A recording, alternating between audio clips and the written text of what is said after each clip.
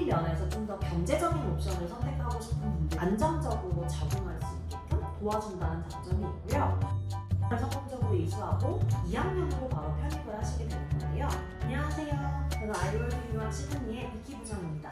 오늘은 제가 호주 유학을 준비하고 있는데 보통 학교에서 요구하는 잉글리시 리콰이어먼트 아니면 아카데믹 리콰이어먼트가 아직 내가 그 조건에 만족되지 않는다 라는 분들 좀 고민이 많으실 것 같아가지고 제가 그런 분들이 선택할 수 있는 옵션 패스웨이라는 과정을 소개해드리기 위해서 이 영상을 준비했는데요. 오늘은 제가 이 패스웨이가 뭔지 그리고 어떤 분들한테 추천을 하는지 그리고 이 패스웨이 안에 있는 두 가지 코스가 어떤 걸 배우고 어떤 차이점이 있는지를 한번 알아보도록 할게요. 한국은 대학을 입학하기 위한 과정으로 패스웨이라는 게 있지 않기 때문에 많은 한국 학생들이 그게 뭐예요? 라는 질문을 진짜 많이 하세요. 그래서 첫 번째로 먼저 패스웨이 과정이 무엇인지 알아봐야 할 것 같은데요. 패스웨이 과정은 한국에서 일반적으로 대학 진학을 할 때 이제 수능 점수를 통해서 바로 입학을 하는 그런 것과는 좀 다르게 대학 진학을 하기 위해서 일종의 다리 역할을 하는 과정을 뜻하는데요. 쉽게 말해서 대학에 바로 입학하기 어려운 학생들을 위한 대학 수준의 공부를 준비를 시켜주는 과정이라고 볼 수 있습니다. 이 패스웨이에는 크게 두 가지 과정이 있습니다. 우선 하나는 파운데이션 과정이라고 하고요. 두 번째는 디플로마 과정이 있습니다.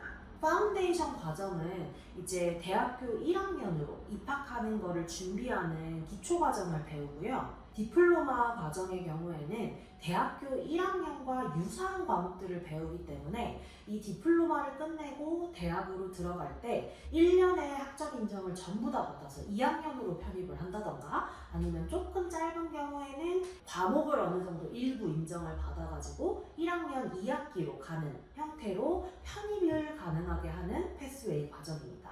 자, 그러면 이런 두 가지 과정을 과연 어떤 학생들한테 추천하는가 라는 걸 한번 보여드릴 텐데요.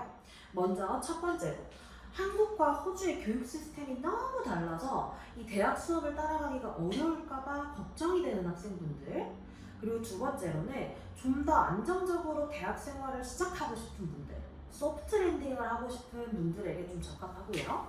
그리고 세 번째로 고등학교 성적이 부족해서 바로 대학 입학이 어려운 분들, 혹은 이 대학교에서 요구하는 영어 성적 조건이 아직 그 조건에 미치지 못하는 경우, 이런 학생분들한테 이제 패스웨이 과정을 추천을 하는데요. 사실 이런 추천 항목들을 차치하고서라도 요즘은 상담을 하다 보면 한국에서 제가 고등학교 1학년 재학 중인데요. 혹은 제가 이제 학교를 자퇴를 하고 검정고시를 준비 중인데요. 혹은 검정고시를 치렀고 대학으로 입학할 수 있는 방법을 찾는 중인데요 라는 분들이 좀 많이 늘었어요. 그만큼 제가 느끼기에는 학생들이 주관적으로 본인이 어떤 걸 원하고 있고 어떤 학업 방향이 본인한테 더 잘 맞다라는 거를 잘 파악하고 있는 게 아닌가라는 생각을 하는데요. 우선 고등학교 1학년에서 2학년까지만 학업을 했고 검정고시를 받거나 혹은 아니면 아직 재학 중인데 이거를 고등학교 3학년까지 끝마치지 않고 대학 입학을 할 방법이 있는지를 알아보시는 분들, 그리고 혹은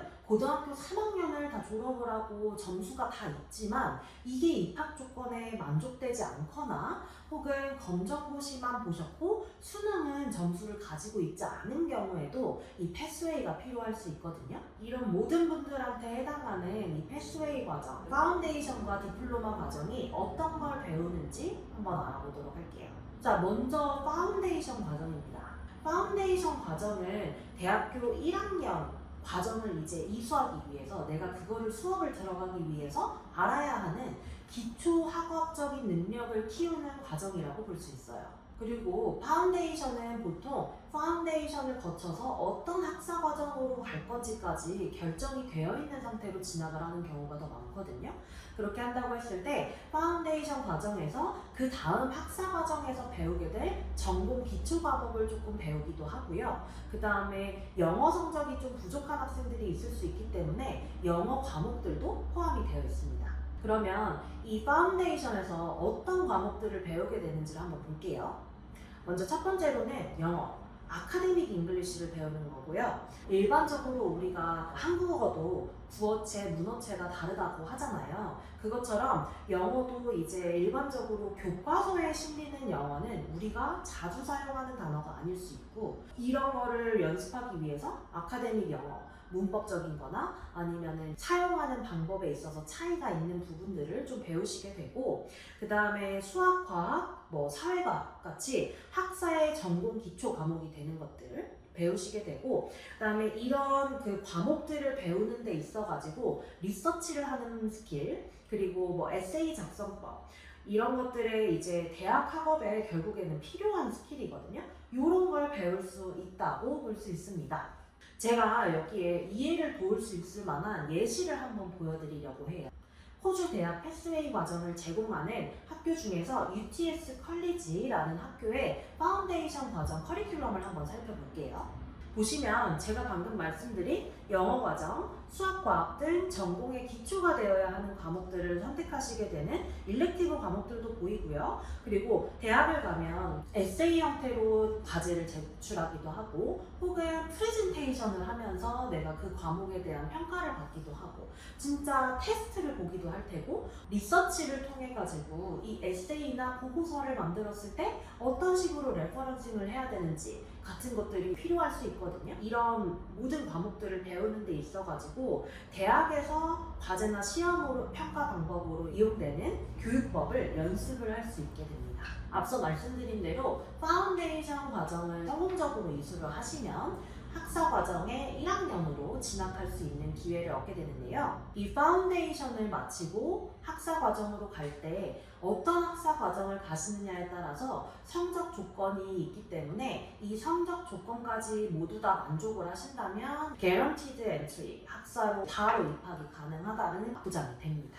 그 다음은 디플로마 과정을 한번 알아볼 텐데요. 디플로마 과정은 대학교 1학년과 동일한 수준, 거의 비슷한 수준의 학업을 하게 되는데요. 그렇기 때문에 이 디플로마에서 배운 과목들이 학사의 1학년 과목으로 모두 인정이 되는 경우가 좀 더 많아요. 그렇게 되면은 디플로마를 성공적으로 이수하고 2학년으로 바로 편입을 하시게 되는 건데요. 호주의 학사 과정은 아시다시피 한국과 달리 3년이 기본적인 학사 과정으로 운영이 돼요. 그래서 1학년 과정을 디플로마 과정으로 대체를 하고 학사를 2년만 하는 이런 식으로 이제 3년을 공부하는 패키지도 많이들 선택을 하고 있습니다. 그러면 디플로마 과정에서는 어떤 내용을 배우는지 한번 봐야겠죠? 디플로마 과정에서는 이제 대학 강의와 유사한 수업 방식이 진행이 돼요.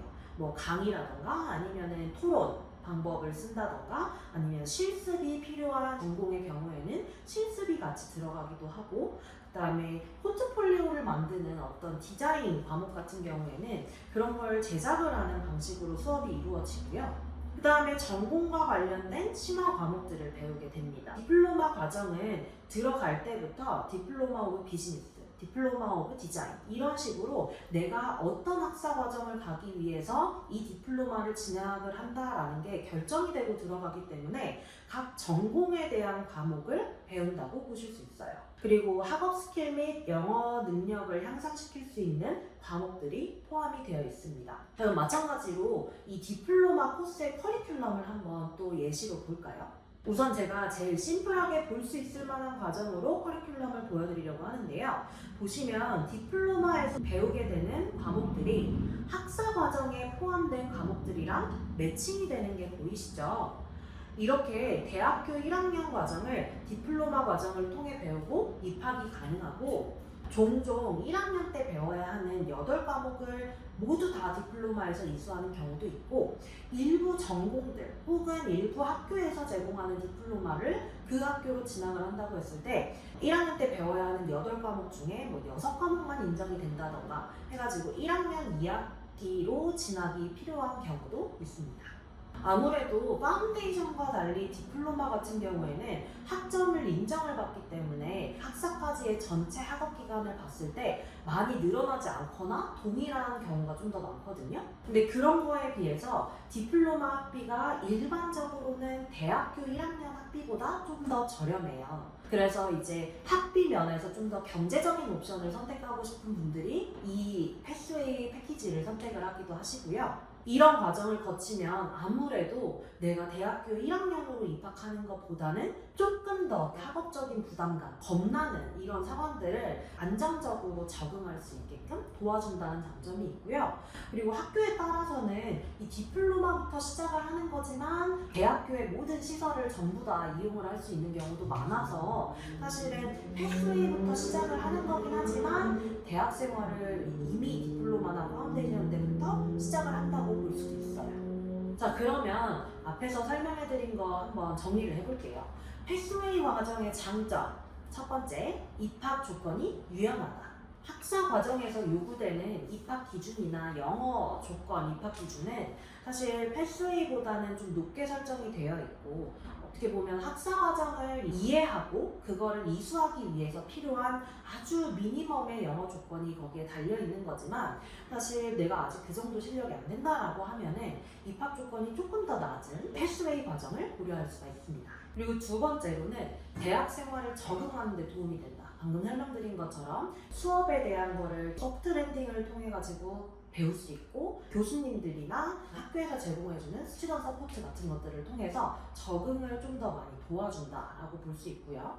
그리고 세 번째로는 학업 서포트가 조금 더 강화되어 있다. 보통 이러한 패스웨이 과정 같은 경우에 일부 학교는 도메스틱 학생들도 있는 경우들이 있지만 대부분의 패스웨이 교육 과정에서는 인터내셔널 스튜던트만 들어가는 경우가 좀 더 많아요. 그렇다 보니까 이 교육 과정을 진행해 주시는 모든 교수님들이 여기 있는 앉아있는 학생들이 유학생들이다라는 걸 어느 정도 인지를 하고 이 수업을 진행을 하시거든요. 그 말은 일반적으로 대학에 가가지고 모든 학생들한테 수업을 들리고 하는 것보다는 조금 더 자세한 설명을 해주시고 교수님들이 학생들마다 어디가 부족한지를 좀 파악을 해가지고 너는 이런 게 좀 더 필요한 것 같다. 내가 자료를 좀 더 줄게 하는 식으로 이제 학생들한테 조금 맞춤형 서포트를 제공한다라는 점에서도 장점이 있어요. 그리고 마지막으로는 대학 입학을 보장하거나 편입이 가능하다는 점입니다. 파운데이션을 거치면 성적 조건만 만족할 경우 1학년으로 입학이 보장된다고 말씀을 드렸고요. 디플로마 같은 경우에는 이것도 성공적으로 마치시면 2학년으로 편입이 가능하다고 말씀을 드렸죠. 오늘은 이렇게 패스웨이 과정, 파운데이션과 디플로마 과정에 대해서 알아봤는데요. 패스웨이 과정은 내가 지금 어떤 상황에 있느냐에 따라 가지고 선택할 수 있는 옵션을 좀 더 확장해 놨다고 볼 수 있어요. 어떤 과정이 본인한테 좀 더 적합한 옵션인지가 좀